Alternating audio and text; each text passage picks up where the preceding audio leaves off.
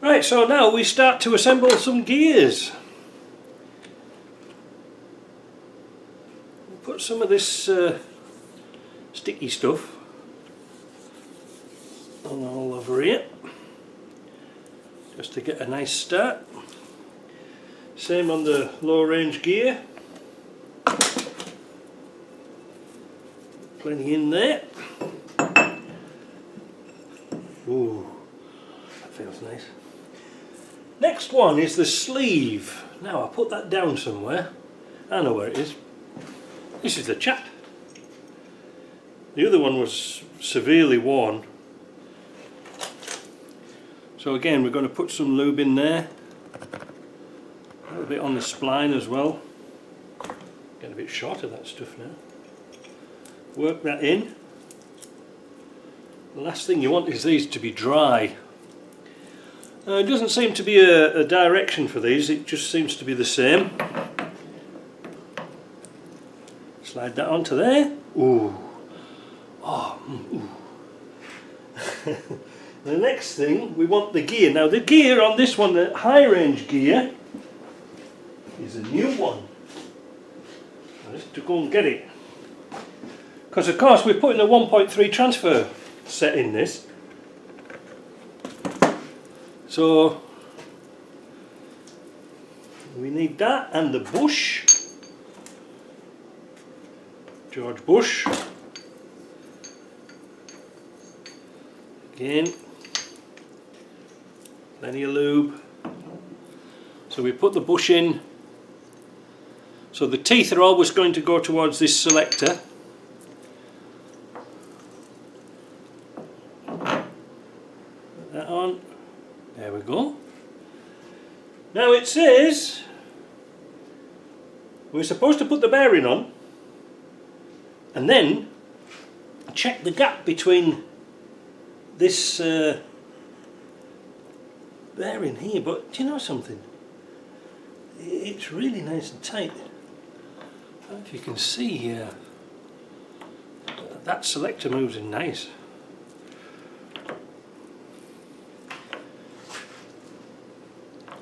Should I put the bearing on? Because it's asking us to measure the teeth in here. Let me get this sticky stuff off my fingers and I'll come back. Instead of using the proper bearing, I've just used an old wheel bearing and put the old nut on here, because you need to tension it down a little bit. So using your little tool here that you get, well, you don't get it, you have to buy it naturally. Tighten this down, right, so that's tight. And because this bearing's bigger, we don't have to pull and withdraw it off the shaft, we're just using it as a spacer really. And it's supposed to be 2 to 6,000th of an inch spacing. That's 0.05 to 0.015 of a millimetre here. Now let me drop the camera down, see if I can get this down. I don't know if it's going to be able to see that. Wait a minute. How's this? Ah, that might be alright. So between the gears here, have we got two down there? There's two. I can hardly read these now. You push that in into here, and that is a nice tight fit. Look at that. See, snug as a bug in a rug. So we know that one's alright. And then we turn the gear up to there, and we measure the gap in here. And again, it's nice and tight. So there's no wear on this one at all.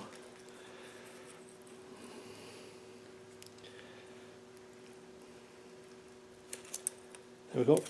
Well, you almost saw it. So the next thing we've got to do is push on the bearings, and I want to show you something. Let me set the camera back again. In order to push bearings and seals and things like this in, I could get JP to make me a selection of tools. But why bother? I just actually bought one.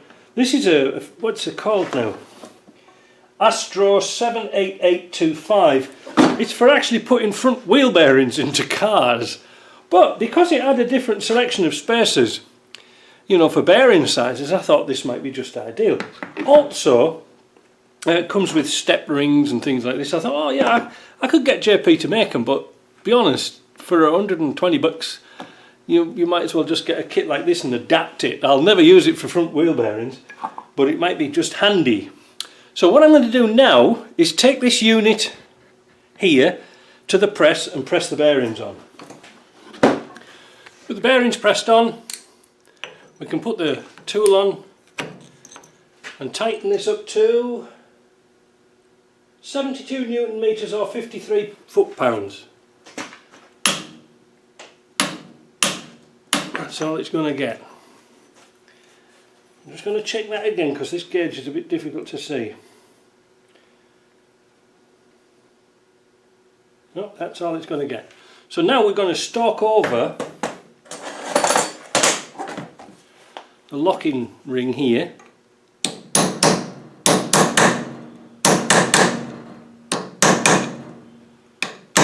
Really use a punch. Yeah.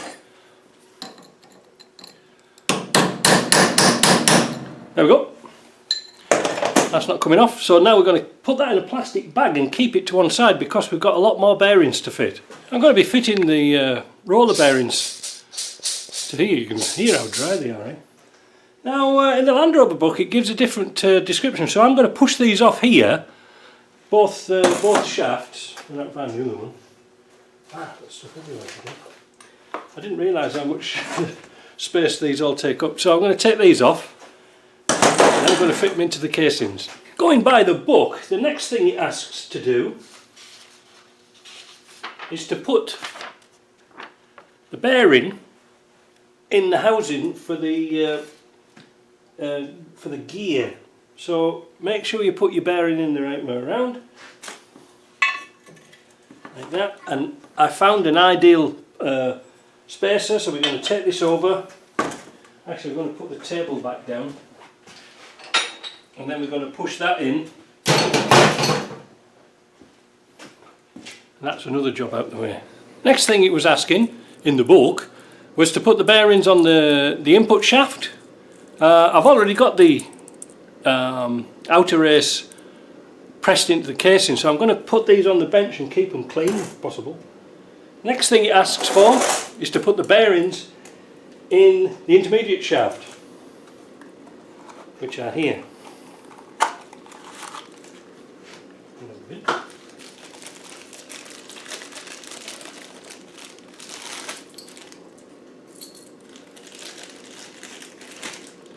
We need that bit. So what we need to do is push those into there, both sides. Right, next it's asking, well, it is the next step is to put the oil seal in the back cover, but I'm not going to do that quite yet while I've got the press out. It's asking me to put press the bearing out of here, which I have actually a little tool that JP knocked me up, so I can push the bearing in and out, because this is the one with the shim in it. Now it's asking here for a shim. Ensure main bearing track housing is clean. Position a 3.15mm thick shim in the bearing housing. Oh, I haven't got a 315, I've got a 325. Let me see. I've got the bearing kit. Let me put the bearing kit, the shim kit together. This is the shim kit. All various sizes, ranging from a really small one, so we can get the an accurate measurement. Now, what I'm going to do is it's asking for 315, so that's where it's going to get. So we're just going to select some shims to get to 315. This may take a little while. We've got 316, which is close enough for farm work. We're going to put that into there, and then we're going to find the corresponding bearing that went into here, which is here. We're going to press that in. There you go. Just make sure the shim's nice and tight at the back. So that's good. That's another one done. Heck, we're rolling through these today. What's it asking for next? I'm going to put all these shims back into the bag so we don't lose them. Because that's just a primary setup, if you see what I mean.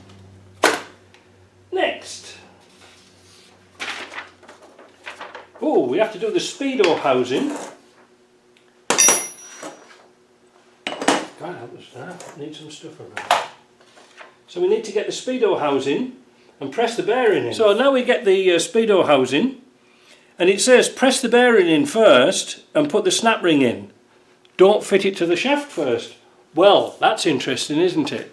Let's go and get that. So there's the bearing, but what interestingly it says, heat the housing up to 100 degrees Celsius before you fit it. Interesting, eh? Let's go and get the torch. So there's the bearing in place, all nice, no damage on that. So what I'm going to do now is put a little bit of oil on it.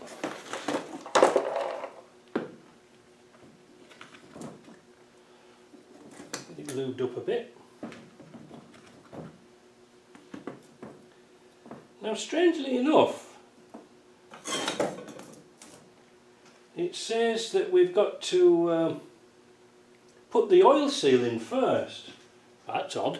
Well, we'll do it by the book. It's bizarre. Next it says you're supposed to push the shaft through like that.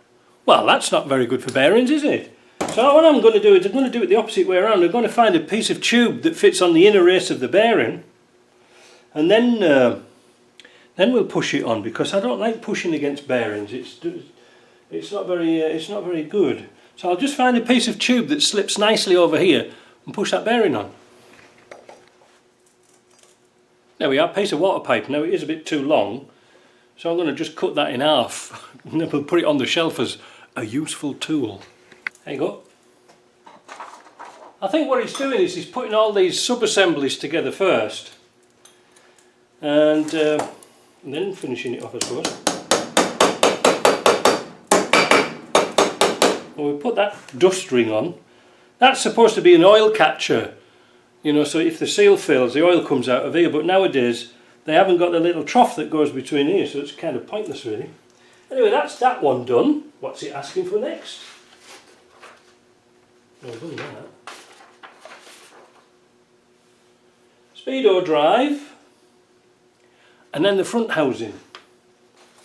Where's the speedo drive gone? I saw it a minute ago. Oh, here it is. The front speedo drive has a funky little seal inside there, and an even funky little seal on the outside of here. So I'm just going to put this to one side for a minute because I'm desperately running out of bench space. Tubes everywhere. And let's get this O-ring off here. Now that should be in the kit. God, you need a big bench when you do these jobs.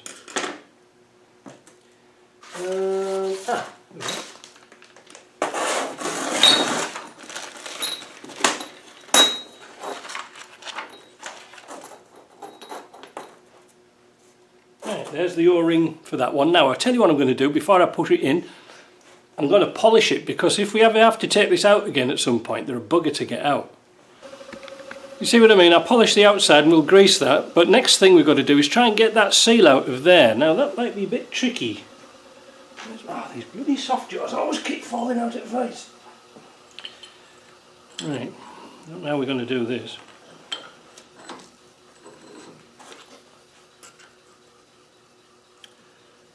It's not very often you take these out because you always forget about them. Yeah. There we go. Came out. Kaput. Now, put a bit of oil on it. Give it a head start. Now, push it down there and make sure it doesn't go the wrong way around like it's just done.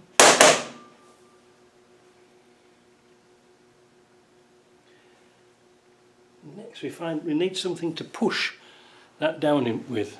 Just a wee 3/8 socket. We'll push that down and then we'll tap that seal in.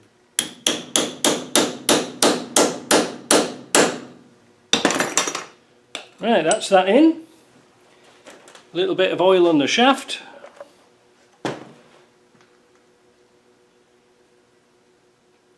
Put it in the right way around, mate. That's that. And now we're going to put some grease on the outside of here. all greased up, and this should just pop straight into here